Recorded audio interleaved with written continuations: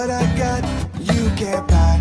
It resides between my eyes. Walked through the fire, came out better on the other side. See, life's like a beach if you find the same. And right now, I'm feeling like 100 grand. You are listening to Inspired Insider with your host, Dr. Jeremy Wise. Dr. Jeremy Wise here, founder of InspiredInsider.com, where I talk with inspirational entrepreneurs and leaders. Today is no different. I have Stewart Gandolf of healthcaresuccess.com. And Stewart, before I formally introduce you, I won't make you play the guitar behind you, but I always like to point out other episodes of the podcast people should check out. And since this is part of the Top Agency series, I did a couple episodes with Jason Swank, who grew his agency to over 8 figures and sold it. And then now he's been buying up agencies. So those are interesting episodes. I had Todd Taskey, who runs the Second Bite podcast, and he talks about how he pairs agencies with private equity and helps sell agencies. And sometimes they make more on the second bite than the first. So he's talking deep on valuation, everything like that. And there's another one I geek out on, which is Adee Clevitt. We talked about, she does SOPs for companies, and we talked about all our favorite productivity software tools and everything like that. And we shared all of those. So check those out and more on InspiredInsider.com. And this episode is brought to you by Rise 25. At Rise 25, we help businesses give to and connect to their Dream 100 relationships. And how do we do that? We actually help you run your podcast. We're an easy button for a company to launch and run a podcast. We do strategy, accountability, and the full execution. Stewart, we call ourselves the magic elves that work in the background to make it look easy for the host and the company. I use that same metaphor. That's really funny. You're like the magic elves for healthcare companies. I know. For me, the number one thing in my life is relationships. I'm always looking at ways to give to my best relationships. And I've found no better way over the past decade to profile the people and companies I most admire on this planet and share with the world what they're working on. So if you've thought about podcasting, you should. If you have questions, you can go to rise25.com. And I'm excited to introduce Stewart Gandolf. He has built his agency since 2006. He has over 28 years of experience in marketing. We're going to dig into that. And today he leads a healthcare marketing agency, like I mentioned, at healthcaresuccess.com.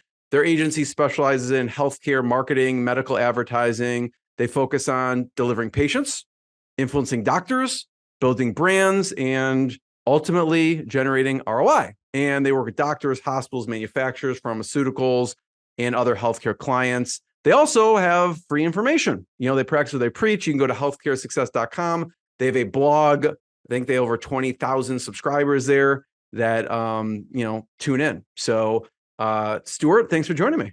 Hey, glad to be here. Awesome. And I love the elf. The elf analogy is awesome. My former roommate used to tell the other roommate, elves don't clean up after you. I clean up. That's been a Stewartism for years. I've never heard anybody else say about magic elves. I use the exact same one. Awesome. So tell people a little bit more about healthcare success and what you do. You actually did a pretty good synopsis there. So we're a national company. We've got about 40 people on our team. I love doing what we do. We're absolutely expert at what we do. And I guess the one thing I would say is that makes us maybe a little unique. There are really certainly today a lot of good digital agencies. There's a bunch out there. There is a lot of good branding agencies. There's a lot out there. There are companies that focus on healthcare. It's really rare doing all three in the same place. So there are people that, everybody says they're integrated, but usually they may have outsourced their digital, or they have freelancers for the creative or whatever. So it's not easy. It's taken me 17 years to get to this stage where we really have process experts at each of those things. So our sort of playground is healthcare, but our approach is to bring a truly integrated team. And again, I'm not saying anything disrespect to my agency colleagues. It's just most of them would have recognized it's hard because being good at digital is really hard. Good digital people want to be with other good digital people. And getting good branders to want to play on that party is hard to find. So finally, it's taken us a long time. I want to talk about the evolution of the agency a little bit, but Sure. Talk about the niche and how you fell into healthcare. Sure. So actually, fun fact, I thought I was going to be an engineer, and I also passed on being an attorney, which in retrospect, that would have been fun. I think I would have been a better attorney than engineer, but I'm a creative person as well. And so the creative side of me won out. And so while I'm still pretty analytical, or at least have that in me, it's buried somewhere now, but it's much more creative. I worked my way from a little marketing company in San Diego right after graduation. I moved to as far away from Ohio as I could find and went to San Diego, and I worked on client side for about 4 years. In that case, I learned about direct response, which was, up and coming at the time. I worked with a lot of big banks on a lot of big direct response campaigns. Yeah, I saw, 1-800 workout, 1-800 fitness, Oh, you share, did do Heather your homework. Locklear. Well, I'm proud of you. You did do your homework. Yeah. So we worked on with Jay Walter. I was in charge of direct response. I migrated up to LA. That was the big time. And at that time, we were working on what became Bally's Total Fitness. And our spokespeople were Heather Locklear, Cher, and Sheena Easton. And those were huge, huge names back then. And yeah, I came up with an idea of 1-800 workout, which became a massive asset for my client. And I always joke, like, I didn't get a thank you note for that either. But that was my idea. We had 1-800 fitness, 1-800 workout. They found out how to acquire them. They were just owned by some in a random pool of numbers. And So you had the idea, and then you basically went out to help them acquire those numbers. Like someone owned it. Yeah, what what happened there? Yeah, in the marketplace, vanity numbers is a thing now. Back then, it wasn't. Like, there weren't that many vanity numbers. So basically, what was happening there, since you asked, we were spending about $500,000 a year doing editing for. We did a lot of direct response TV, and so if they showed a Dallas club, they had like 11 Dallas phone numbers. Like asking a consumer to sort through which of those local clubs they want to dial is insane. So as a horrible, didn't use the word back then, user experience, but it also is incredibly expensive for editing. So I'm like, why don't we just come up with a vanity number like 1-800? And I just played with net lines, 1-800 workout, 1-800 fitness. I actually gave them 4 or 5 other ones. And then this is before I knew this was possible. I go, well, then when they get the calls, they probably should be able to find some technology where they put their zip code in and get routed to a local club. So the client did all the legwork, but they figured it out. But the idea was mine, and it became a case history apparently later, because it was, think about all the money we saved with the editing and also just the user experience. Plus, vanity numbers have their own value, right? Because it's like a high level domain name. You know what I mean? Yeah, for sure. Like 100 Dentist is a many $million a year company based upon a name, even in the internet age. So that's fun. I haven't talked about that for a while. So that was a fun fact. And then and that was a big account. That was in LA back in the 90s. It was $80 million. There's not many accounts that are $80 million today, let alone in the 90s. So it was probably the biggest account in Los Angeles.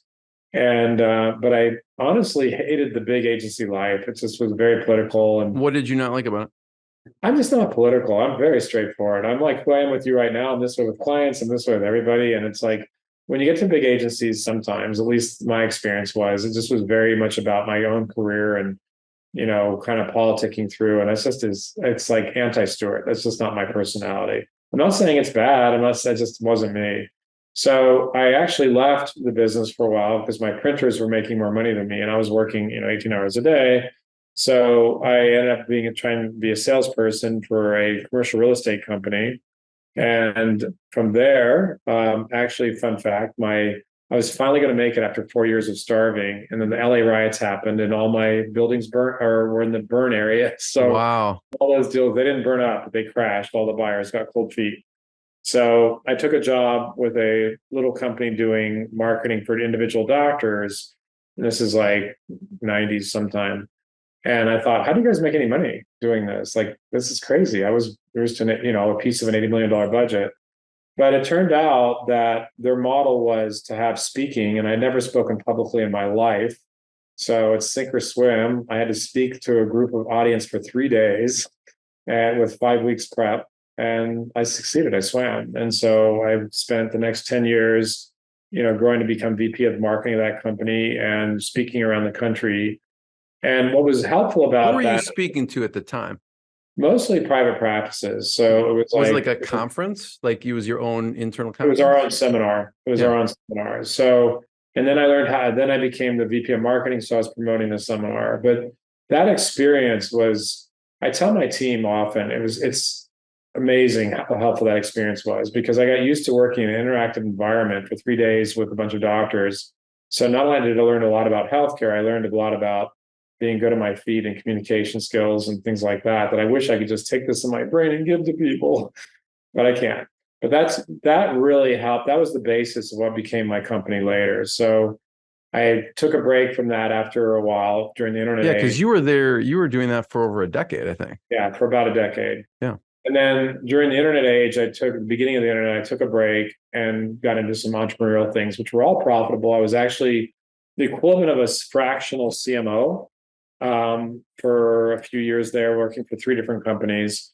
But I started this company as a hobby and healthcare success. So one of my former colleagues said, "Hey, you want to start a company?" I'm like, "Well, I'm pretty busy, but we'll just see. What if I can create a company," which nobody was doing back then, with nothing more than a website. So I learned about SEO really fast. I learned about paid search really fast. I went to Google. Anybody on this podcast that's a digital native may recognize Google Dance. I was at Google Dance, which was a famous party in the day back in 2006 through 8. So became really good at this stuff. We were doing content marketing before that term was common. We were doing blogs before that term was common. We also went out to some publishers. I went to Dental Economics and they gave me a column. So we went to that. We did a revenue share deal with Medical Economics. And then I started speaking again. So it wasn't all internet based, but that knowledge plus the internet really helped. And so people started calling us really fast. And talk about the speaking for a second, because you're like, I wish I could just take what I was doing and kind of plug it into someone. What were you doing with those talks that work? Because like now it could be a webinar online. It doesn't have to be to an audience. It could be a webinar online. It could be a piece of content. What were you doing that worked when you were speaking to those audiences? I think the first thing was I knew what I was talking about. So it was easy. I was already a good marketer and that helped a lot. Some of the others, we had a group of speakers who did this with us. And then we had like breakouts and we had a main session. I eventually became the main session leader too. But some were just reading out of the script. Like they really hadn't done marketing before in any big way, whereas I had. So I had the knowledge to be able to talk broader and between the lines. And I don't know, it's a luck talent thing. There's most things I'm horrible at until I practice, like guitar, for example. But speaking, I was better at than I thought I was. I'm not a technical speaker. I'll still say ums and things like that, but I was able to engage an audience really quickly and relate to them. And I was trustworthy to them and I was interacting with them. And I think part of it was just the practice of being able to interact, because I had figured out my agenda. I knew what I wanted to cover, but in an environment like that, where you have like 15 people, it's small enough to be interactive. So you have to be on your toes. And people during those days, would spend money to come and see me speak for 3 days. And some of them would fight with me. It's like, wait, you spent money to come here. Why are you here? So what would people fight with you about? Well, like back then, marketing was thought, good question. So you could do this. Marketing was perceived as unethical, but it was actually illegal until the late 70s. And then it became For doctors. Yeah, for doctors. Yeah. And it became legal in the early 80s, but they was still considered unethical. And later it became sort of seen as unseemly. To this day, older doctors are usually uncomfortable with marketing, whereas younger doctors have, many less of the qualms. But that, so we would get into this meeting where people would pay to come and learn about marketing. They would fight with me. You can't do this. You can't do that. Especially the psychs, by the way. The psychs were the worst. The people that are supposed to be good at helping you think bigger about your life. Those are the most skeptical, the hardest audience of any of them. So yeah, we did that for a while, but that was just a skill to understand the specialties, to understand and to be good on my feet. It's like to be able to we prepared for this in how many minutes? It's something that's 5 a minutes. skill I learned how to do. And I wish I could impart that to everybody. Well, how did you handle those objections? Because there's 15, 20 people.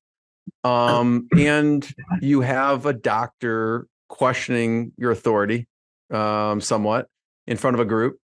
How did you handle those objections? These are fun questions. I don't talk about this much. So first of all, the key is, if you're speaking, to be an authority and to demonstrate that fast and early and hard, right? To have shock and awe. Like, you really need to know your stuff. It makes it a whole lot easier. And so within those opening minutes, partly because of chemistry and partly because I just demonstrated I knew what I was talking about really quickly. So most of the time, people would accept that very quickly. And doctors in particular, as are our audiences, but especially doctors, respect people who are smart. They respect intelligence. And so where you'll get yourself into trouble if you're working with an audience like that, doctors in particular are famous for thinking they know more than everybody else because they're doctors. And so if all you're doing, let's take it out of advertising. Let's say you're a financial planner. And if all you bring to the table is something they could have seen on a Susie Orman, you're going to lose them because like, oh, I'm working my own portfolio, you know nothing. Like you have to know more than they do about your own topic. Otherwise you're going to die. It would be a horrible, awful experience. But if you're expert, then suddenly they're used to learning, their brain will shift and they'll be intrigued. Oh, this is something new. I don't know this. And so that was the secret of really knowing the stuff and being able to communicate that clearly, concisely, and well. And to me, I also had fun with it. I was almost goofy when I did these after I had the opening session. And even, I mean, back in the early days when I was doing this before I had the experience to fall back on, I planned out everything. I knew exactly what I wanted to talk about at which section. And I had a game plan. Later, after about 4 or 5 years of it, I would change everything up on purpose just to keep it interesting to me. But when it was early, I had it all planned out exactly because I want to know exactly where I'm going because you have enough bullets and missiles coming at you anyway. And usually it wasn't antagonistic, but you could be, you know, just like in grade school, there's some kid is always asking questions that are off base or trying to look smart to the rest of the group or sometimes hitting up the rest of the group for business or romance. I've had that. I once had a doctor hit on one of the other attendees, which was very uncomfortable. So, you know, it's like there could be a lot of stuff happen in that environment. And so, and if you don't do a good job of controlling that group, you'll have a very, very long weekend. Yep. We'll talk about, so healthcare success was kind of like a side thing and how it grew, but I do want to point out for a second, I love what you said there about, so you relate to the audience, you engage with the audience, you also make sure there's interaction, and you also make sure to demonstrate your authority. I did an interview with Oren Klaff, who flipped the script, and he talked a lot about that and how do you create status alignment very quickly. And so that was interesting. So people would check out that interview. So you did this as a side thing. So how did it grow, healthcare success? So we started off with, I want to back up just because you said something there. The staff was also interesting as we were doing these. So like, for example, little things like the first day I'd wear a suit, the second 2 days I'd wear like khakis because you want to be relatable. Like to that level. Today I just wear whatever I feel like because again, I have the experience. But back then I wanted to make sure I had the credibility of the suit. And then the second 2 days, then otherwise you're setting a barrier between yourself and the audience. Then you're a suit, right? You don't do that either. So it's like all of it's just calculated. Anyway, going back to the healthcare success. So the first thing we did was I went back to a former client and said, hey, I'm doing my own thing. And so he hired us for a little branding creative project, which is like 30 grand. That was like the seed money. That's what we had it from there. I never took out a loan ever. And, you know, we started with a few sort of friends and family we knew would be interested. But the internet stuff started working really fast. I don't remember now. I probably remember it with rose-colored glasses because this was 2006. But because of our, you know, and plus we did our own seminar then. We had the connection with one thing fun we did with medical economics. We recorded audio CDs, instructional audio CDs, and they sold like 100,000. That was my revenue share on that. So they sold couple 100,000 worth of audio CDs. So we would get people. What was on the audio CDs? What was the topic? Basically how to market your practice. So we were still doing little doctors back then. We started off like kind of where we left off at the other company. And so people would call me having heard me talk for, you know, essentially 2 days on audio. And so they thought we were a rock star before we even started. So it was really just to sell someone like that because, you know, we're on the same page philosophically. They're finishing my sentences for me. So that helped. But the SEO, you were actually doing like paid lead generation, right? Because people would buy these CDs, right? Yeah, that's the model. The seminars too, they always had to pay for it, right? So and it was great because again, you know, by then my CDs, which are still around somewhere, I don't think I have a copy anymore, but are they digitized? We got they're audio CDs, so they're out there somewhere. But anyway, that was the start. But the SEO within very short order. I don't remember honestly accurately how long it took, but very short order. We were number one, like worldwide, for healthcare marketing. If you Googled healthcare marketing, we were number one. If you looked at medical marketing, we were number one because nobody was doing this in a very systematic way. So, we were showing up immediately, and we still show up a lot. We're not everywhere as much as we were because there's obviously competition now, but we still are a dominant presence. And so the SEO people started calling us immediately, and even like not just getting the lead, but the credibility for being on number one on Google. Like I was introduced once speaking for Invisalign to all their top doctors. He's this, he's that, and most importantly, he's number one on Google. So it had its own implied credibility. 100%. And so we did that through understanding SEO, creating good content, and to this day we have thousands of blogs we've done over the years. Our model's changed a little bit. Our target audience certainly has changed. And we had talked a little bit offline. I'll give you a metaphor. So when SEO works, it's like throwing a net into the sea every day, at least for us as a B2B company. It's a little different for B2C. But for us, with this kind of presence, when we get inquiries every single day, there's you get little fish, coming in the net at the end of the day. Sometimes you get a boot, a tree stump, a shark who bites you. You get some fairly good bass, and once in a while you get some whales. But it's really a mixed bag when you're doing online. So you just have to recognize that's part of it. And, over time, it's also very general, right? Because we're a niche company. So it's a very, we get a lot of people that are no longer really fit our target audience anymore, and we refer them out. But, it's a very broad net when you do SEO. But it also is huge credibility with us, with our clients, because we get a lot of clients that are looking for great SEO. They find us because we're on top of Google. And so they're already like, okay, can you do it for us what you did for you? I'm like, yeah. So it helps. For sure. Totally. So it's the inbound part. It's still an important piece. Then talk about the outbound. Yeah, it's a great point. So the inbound is awesome, and we do a lot of inbound. So we have, as you mentioned, a blog. We're updating a lot of our content. We're in the process of doing our ebooks again. We have a webinar series every 3 weeks right now through spring of next year. We do our own podcast occasionally, which, by the way, ask me about that later if you like. It's all great, and it's all credibility, and it all generates leads. But we also do outbound. And a friend of mine who's a consultant in this category is Corey Quinn. People can look him up. Was a key player at Scorpion and scaling them. And we talk about these things. In fact, I'm on his podcast soon. But we agree philosophically on you need outbound, if really for any business. Relying on inbound is great. I love it. But outbound. So currently our outbound is mostly very selectively, like, going back to my seed analogy, right? Like anything healthcare is our target audience, but I don't have time in the scale to go after everybody in healthcare. So instead, we spend a lot of time thinking about exactly who is our most likely target audience that we're really perfect for. And I actually have a bullseye target, which I won't go into too much detail on this public forum, but I have the bullseye of my number one audiences, then the next audience, and the third audience. And the third audience, I just let them find us through SEO. Right. So we let the people that are outside of the core audience, they can find us through SEO. But for the core audience, we figure out each of those niches, whether they're providers or hospitals or whatever, and we go after them pretty aggressively. And we want to be in front of them at conferences. We want to be in front of them. We reach out to them, like, for example, if they're private equity backed, we know the private equity company behind them. If they're at a conference, we know who they are. We know who the players are that fit our profile better.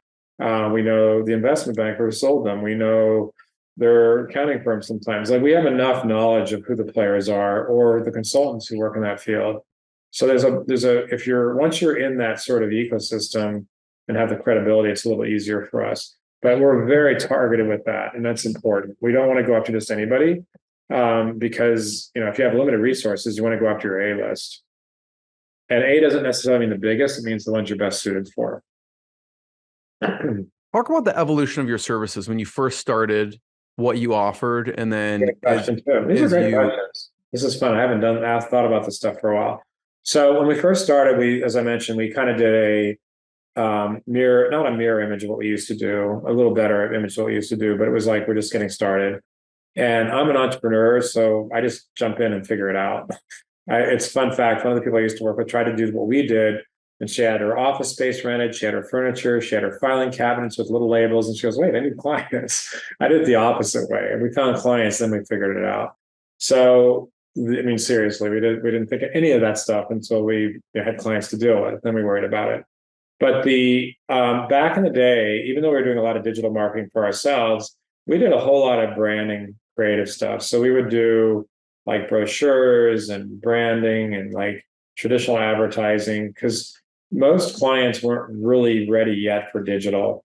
And that transitioned within a few years. And then one of the key things was our old company was very much about, having a good, a thought leadership position and selling them, stuff. And the theory was, they don't want to buy anything after that, just get them started so that they can, go off on their own and prosper. And that's madness. It's a terrible model. And the reason is most clients that we want today are partners. They want a marketing partner that can be with us forever. And it's recurring revenue that I can count on, so I don't have to be out hunting all day. So we changed to a model where we call it a marketing partnership program. Some people call it a retainer, but there needs to be enough commitment on both sides so we can staff it properly. And our model evolved from like giving them a box of stuff, literally sometimes like a bunch of brochures and things, to being a marketing partner. And our model today has evolved completely differently, to where we have very strong account managers who are involved with the strategy, but then we have process experts for paid search, paid social, programmatic, SEO. Local SEO is different. Design, writing, project management, traditional media. Those are all separate people. So our model is completely.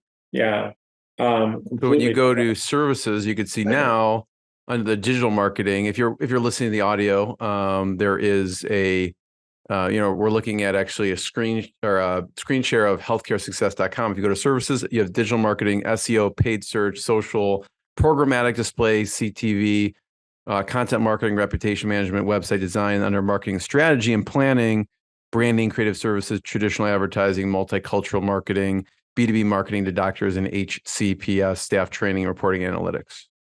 So I think it kind of started off as like branding, like almost like the branding piece, and keep going with what you were saying. Yeah. So the branding, the creative, and traditional media, probably those three over there. But what was great was we wanted to do more digital, and the world shifted. So we were a little early in to becoming a digital agency. And at one point, we focused so much on digital that we almost thought about being a digital agency only, because the advantage there's pros and cons in this. I told you earlier, we're unique in that we're truly integrated. The problem is getting that team and building that team is insanely difficult. It took us 17 years to get here.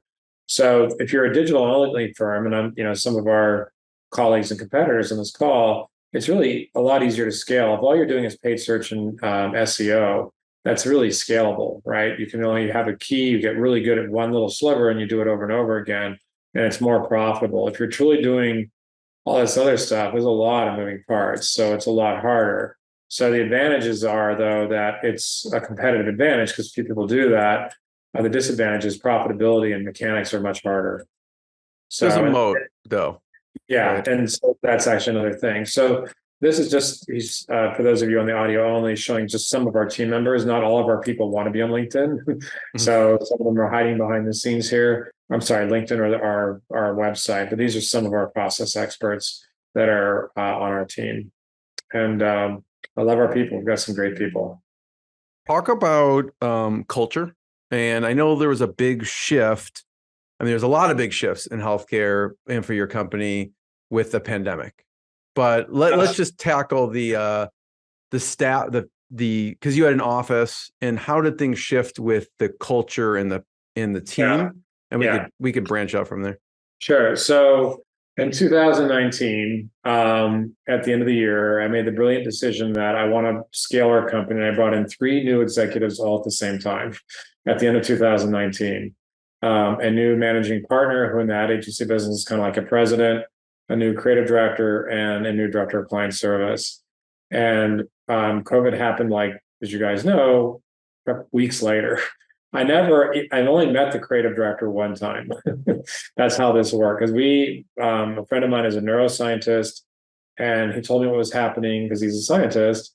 And so we went virtual a week before everybody else did, mostly from duty to try to help slow the virus down.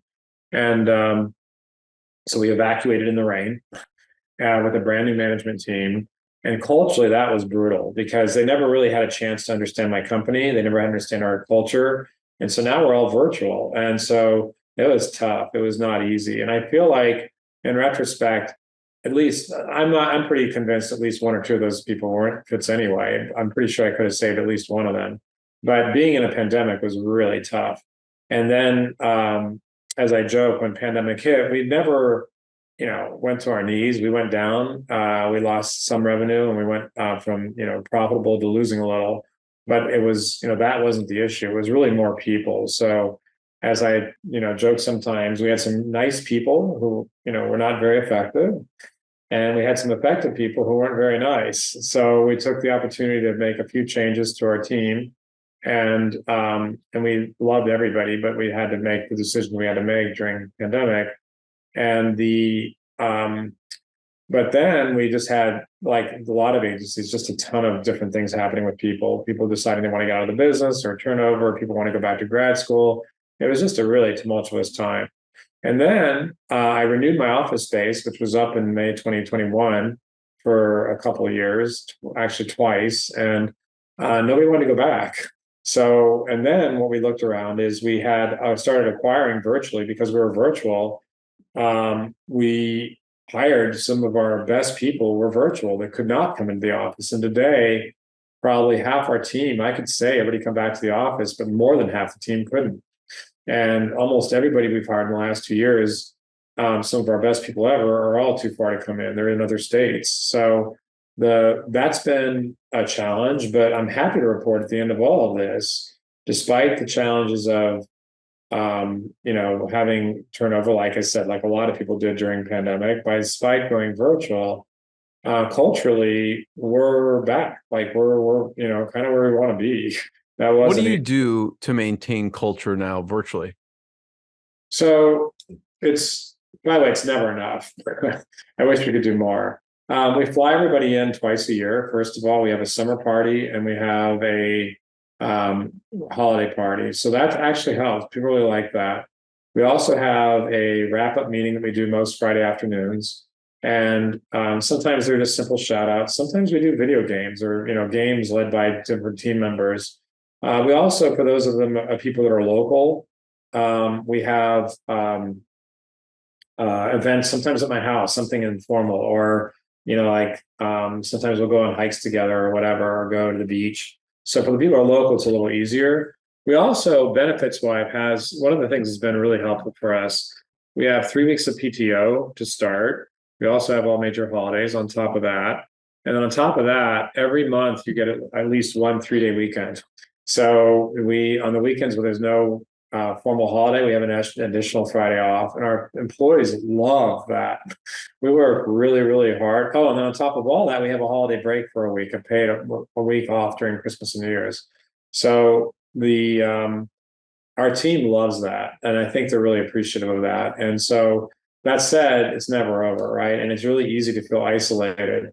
And I was just talking to one of our employees the other day over lunch. Oh, I also do lunches. I have an open schedule with my team, and I have lunches almost once a week with various team members.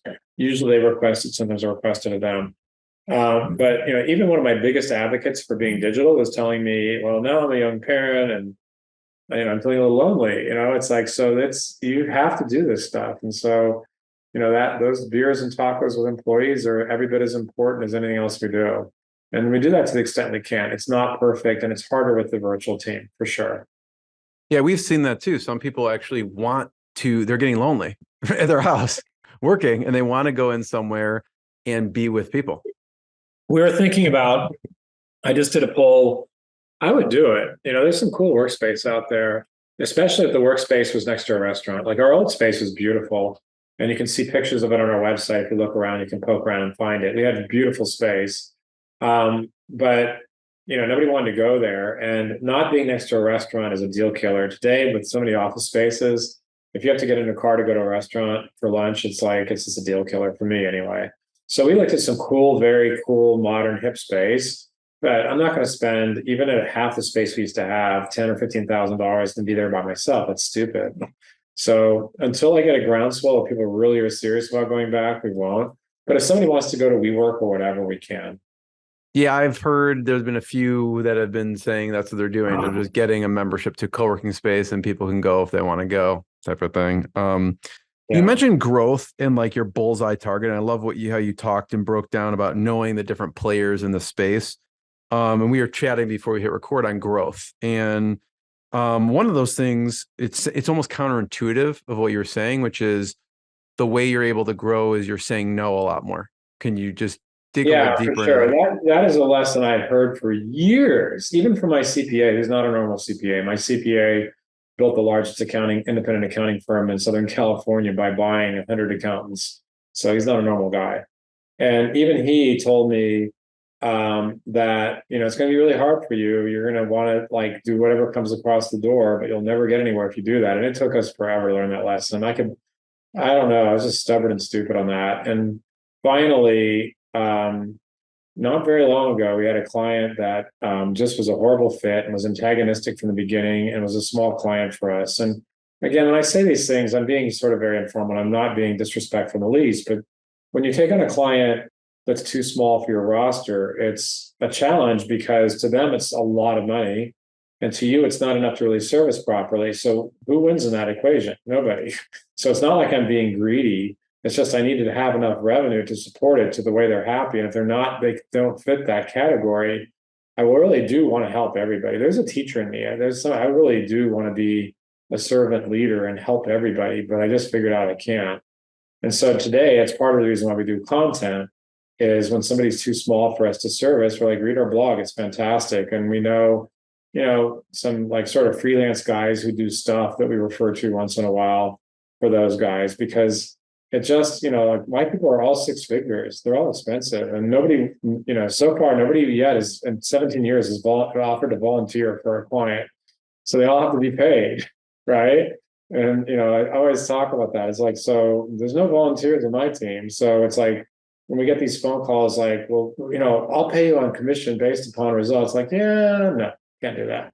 So it's like, it really comes down to finding, clients that and also, like I said, it's like where the pedigree of what we've done matches what they are is the first layer, because it's easier to convince them. It's easier to service them.